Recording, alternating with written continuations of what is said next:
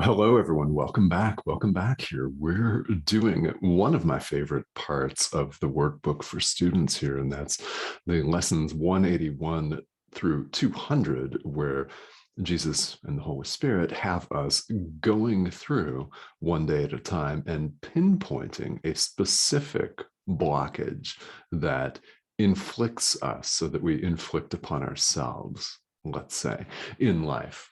Yeah, it goes through this series of lessons and pinpoints things one at a time, one day at a time for our specific consideration. And this is really, really cool. What we're going to talk about today is arrogance, arrogance and acceptance.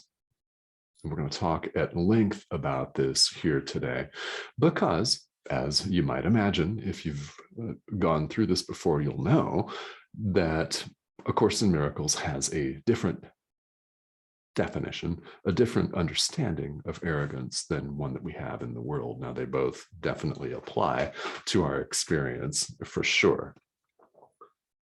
I'll say a little bit more about that in a minute. The idea that we're on today is lesson 186 here in the workbook, and that is salvation of the world depends on me. No pressure, right? Kidding, we don't mean it like that. Salvation of the world depends on me. So what does that really mean? It means each of us has a part to play that is specifically assigned to us. You may feel that in the fundamental core of your being, that you have a specific role here to play on earth. And you would be absolutely right about that. As teachers, we have certain people that we are going to reach. Only we can really reach them. The more teachers accepting this role, the better. We have a function in the world, a defined function. So where does arrogance come in? It comes in denying that. Now, when we think about arrogance in the world, we may think of somebody that's really conceited and rents a Lamborghini for an Instagram photo shoot, and they're dressed in an Armani suit that perhaps they also rented. Who knows? Maybe they own it, and it's a nice $20,000 suit. Beautiful, right? All right, so be it. But we think of arrogance as people thinking they're all that in the world. This is a definition that's very common. People thinking that they're all that everyone else sucks, they're scum. They're different, they're inferior because they make less money or because they were born in a different part of the world, or both. Yeah. Or because they don't have a Lamborghini that they rented for an Instagram photo shoot. Okay, I'm going to stick with that image because I like it. It's funny. Everybody's hotter on IG after all. Isn't that true? Everybody's hotter on IG than in real life. You have to wonder, is this really what this person's like? Because they're certainly coming across a certain way, aren't they? Just an observation. And we think of arrogance as always someone else, don't we? I mean, very rarely do people label themselves arrogant. So enter A Course in Miracles to wake us up. Arrogance here, and especially in lesson 186, is thinking that we know everything and that we don't have to fulfill the function that's been appointed to us, that we know our way through the world. We got this solo. We got it. And we don't need any help. We don't need the help of the voice for God. We don't need the help of our teacher, our guides. We don't need that help. We got this. Rugged individualism. Yeah. What the ego resists completely is something that we are tasked with accepting here, following the spiritual path, which includes other paths besides A Course in Miracles, the spiritual path in general. Whatever form, outward form this may take for you. I'm talking about A Course in Miracles. That's the main path for me. Now, this may be a component part to your path, your journey that includes a lot of other traditions. And that is absolutely perfectly fine. That's what they're there for. Yeah. Some people will resonate with those instead of this. And isn't that a beautiful thing that they're all out there and available for us? Yeah, it's lovely. It's beautiful. So we all have a role that is appointed to us.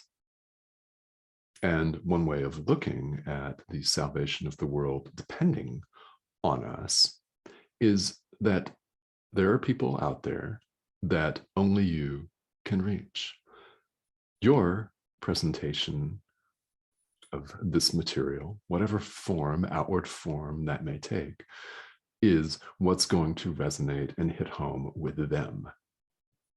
So we owe it to all of these people and ourselves, of course, not to leave them in hell, not to leave them flailing and stranded and thinking that they know best. And that's what the ego whispers to all of us. You got this. You got this. You don't need any help. This is all a bunch of woo-woo crap. Yeah, that's not right. That can't be right. I mean, all right, somebody follows this. They don't have a Lamborghini, right? Do you want that Lamborghini? Or do you want the peace of God? You want to rent a Lamborghini for an hour? Or do you want the peace of God forever? Yeah, beyond a time. You don't really want the peace of God, do you? Take that Lamborghini. Look good on IG, baby. Yeah. Oh, yeah. Mm-hmm. You may be laughing about that. I'm laughing inside because the ego is like that. It's childish when we think about it. And in adhering to it, we're acting like little children.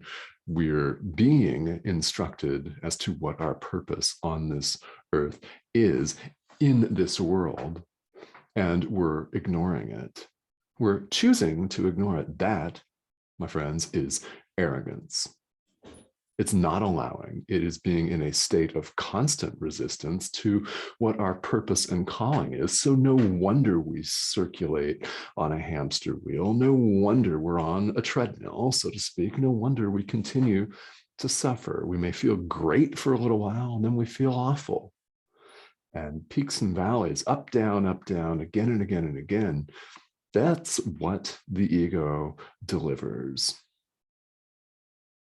That is what adherence to a separate sense of self brings us.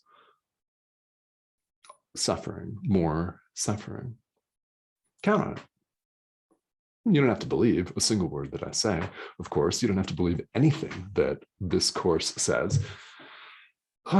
Thankfully, right? But you can find plenty of examples of this in your own life. That is the way our lives work when we don't pay attention, when we don't allow our higher self or your guides, God, Source, the Holy Spirit, when we don't allow ourselves to be a conduit for the divine. We have a function that was given to us. It's arrogance to refuse. Quite simply, that's what it is. It's arrogance to refuse. We think we know the way. Well, we don't know our own best interest. So this is something that I've mentioned on several of the videos. And well, this is only lesson 186. We've got a lot of workbook lessons yet to go here. So I'll say it again. We do not know our own best interest.